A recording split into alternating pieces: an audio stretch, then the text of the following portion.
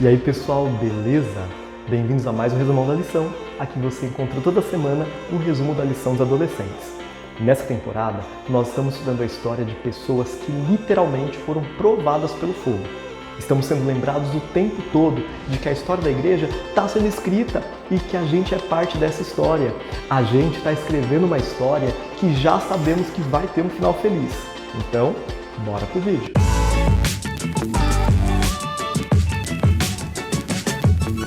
Semana passada, descobrimos que os reformadores precisaram de muita fé e coragem para enfrentar tudo o que passaram. Vimos também que a principal marca que eles tinham era a humildade. Isso mostrava como devem viver os filhos de Deus. Sabe o que falta em você, rapaz? Humildade. Ao invés de ficar se achando, eles entendiam que dependiam de Deus para tudo, e isso fez toda a diferença. Na lição da semana, a gente está entendendo a necessidade dos relacionamentos, das amizades e a influência que eles exercem sobre nós e nós sobre eles também. Em 1529, uns príncipes muito corajosos mostraram para geral que nem sempre a maioria está certa, mas mostraram também que quando nos unimos para fazer a vontade de Deus, a gente chega mais longe do que se tentássemos fazer sozinhos. Os líderes da igreja e até o rei do Império Romano-Germânico estava tentando destruir a reforma, mas Deus não deixava não.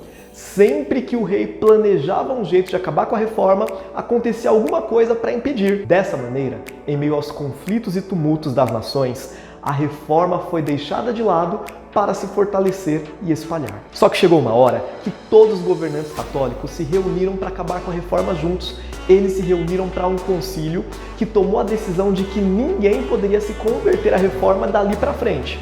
Eles não iam lutar contra os reformadores, os que já tinham aceitado a reforma podiam seguir a vida, mas não iam permitir que ninguém mais se unisse à reforma. Como assim? Tô entendendo nada. A Saxônia, onde a reforma tinha avançado bastante, ia ter liberdade religiosa, mas o resto do mundo, não.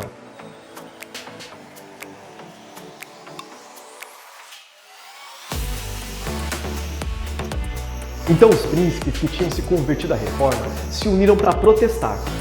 É daí que vem a ideia de reforma protestante, da garantia de que a consciência está acima do governo.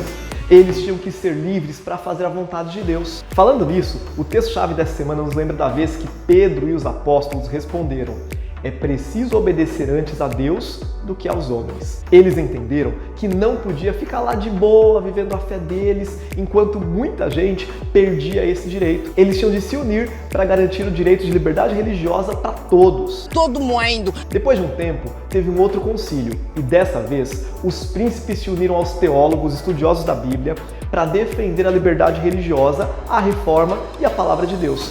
Sozinhos, eles nunca teriam chegado tão longe, mas com a ajuda de Deus e ficando juntos, eles viveram o maior dia da reforma protestante. Você está entendendo que quando a gente se cerca de gente boa, a gente chega mais longe para o reino de Deus? Quem está do nosso lado influencia a gente e nos ajuda a tomar boas decisões, nos ajuda a ficar firme quando queremos desanimar e também a sempre escolher fazer o que é certo. É verdade. Quer dizer, às vezes não. Quem está do nosso lado também pode puxar a gente para baixo, pode influenciar a gente a tomar decisões ruins e isso é muito, mas muito perigoso. Perigo! Ouviram bem? Perigo! Deus criou a gente com a necessidade de pertencer a outras pessoas, mas temos de escolher bem com quem vamos compartilhar a vida e a quem vamos pertencer. A opinião de quem está do nosso lado sempre vai ser muito importante. Por isso, a gente tem que se cercar de gente que vai dar boas opiniões. A pressão de grupo pode levar a gente a fazer coisas que a gente nunca faria sozinho. E isso pode ser bom, mas também pode ser um problemão. A vida não foi nada fácil para os primeiros reformadores, mas eles se ajudavam, se encorajavam e se fortaleciam quando a coisa estava difícil. Hoje, Deus está te lembrando de 2 presentes que Ele te deu e você tem que usar bem: poder de decisão e a influência de outras pessoas. Certa ou errada, a decisão sempre vai ser sua e de mais ninguém. Você decide. Usa essa capacidade para escolher o bem, para escolher o certo. Ele te deu uma mente inteligente para você fazer o que sabe que é certo, não o que todo mundo está fazendo.